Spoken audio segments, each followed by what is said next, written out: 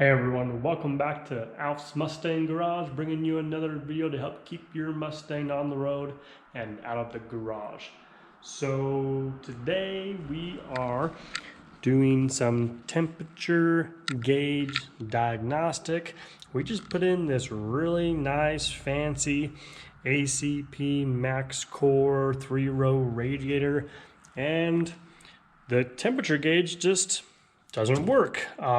I would like to think this is pretty efficient, but I don't think it's that efficient. It does still need to come up to temperature. I think it is coming up to temperature, but I don't think the gauge and or sending unit are working correctly. So today I'm going to show you how to diagnose this yourself.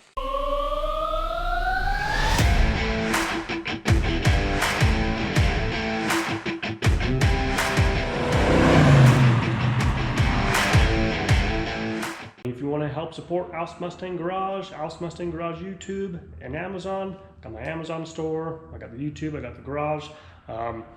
Your support, all you gotta do, click the like button, subscribe to the channel, click the notification bell, watch our videos as we launch them, and that goes a long way for us, and we really appreciate it, so thank you.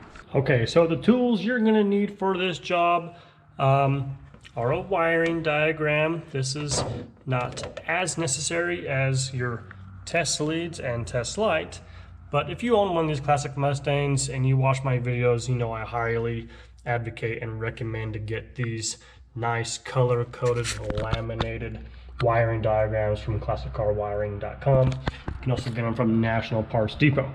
So a test light and test leads are all the tools you're going to need in order to diagnose this yourself. So these temp sending units are a very simple circuit.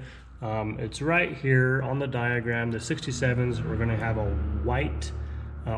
red wire with white tracer that goes directly from the gauge.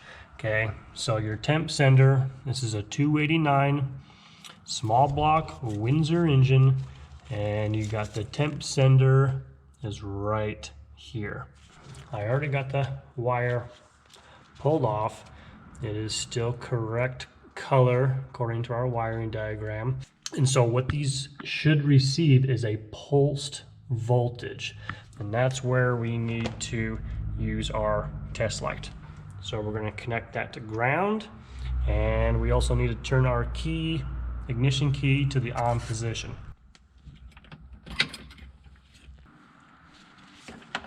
Okay, there's our test light.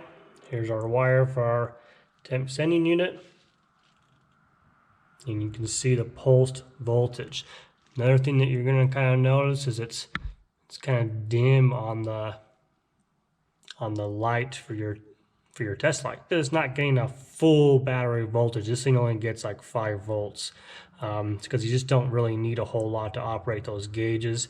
And Ford had a constant voltage regulator on these, just so you don't have like a dancing needle for, you know, fast fluctuations. This is mostly for your fuel sending unit that's, you know, sloshing around, or if you're driving on an incline. So that's why you kind of have the pulse voltage, but that tells us that the circuit is good and we're getting power to the unit. So I'm going to show you one other test that I do. So this is going to involve your test leads. I'm going to put one of my test leads to the negative battery cable, and the other test lead is going to go on our temp sending wire. Now it's very important to note that you need to connect this with the key off, because what you're doing is you're grounding the wire. Okay, the temp sender is pretty much a path to ground for the gauge. As the engine warms up and that sending unit gets hotter, it provides more ground and thus moves the needle on the gauge. So what we're going to do is just simulate a full contact ground. So you don't want to have that key on for very long. So you want to have the key off when you do this first. You get it connected. Then you want to come in here and you're going to watch this gauge. And all I'm going to do is turn the key on and off really fast. That's it. See how fast that temperature gauge went up? It's because it has full contact ground. And so now that we know the gauge responds, we know the gauge is probably fine, we know the circuitry is fine, and so realistically it's almost always the temp sending unit has gone bad and failed. So, but I always love to confirm things. I love to be able to have, you know, a couple of quick little easy tests and kind of confirm my suspicions. And now all we got to do is swap out that temp sending unit. Okay, so here's our new temp sending unit.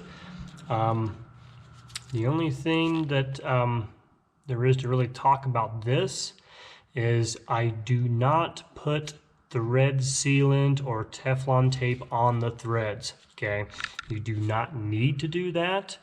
It is a tapered thread. It will seal the port. Okay, and the reason why you don't want to put Teflon tape on there is because this is your ground contact for your gauge. It will not read as accurate if you put, you know, Teflon tape on here, or it may not read at all if you put too much tape on there and if it's not contacting ground. So no Teflon tape on this thing. It will not leak. It's a tapered thread for that reason. It's going to make a little bit of a mess, but we're just going to put our socket on there. I wish I had done this when I had the radiator out doing the radiator replacement, but we're just going to try and do this super quick.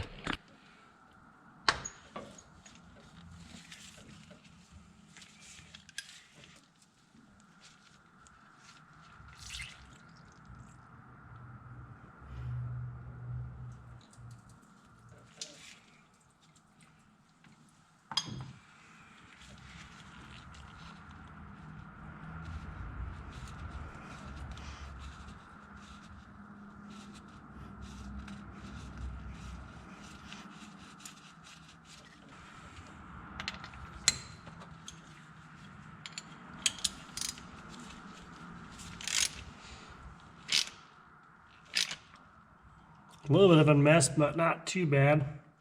And you're just snugging this up. You're not over cranking this thing and stripping stuff out. Just snug her up.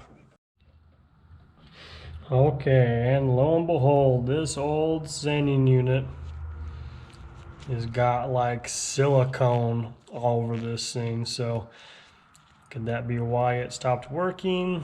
Probably not. It's probably just old.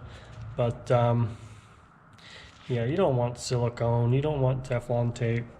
They just go in and they don't leak. You don't need to put Teflon tape on them. Okay, so we just connect our wire back up,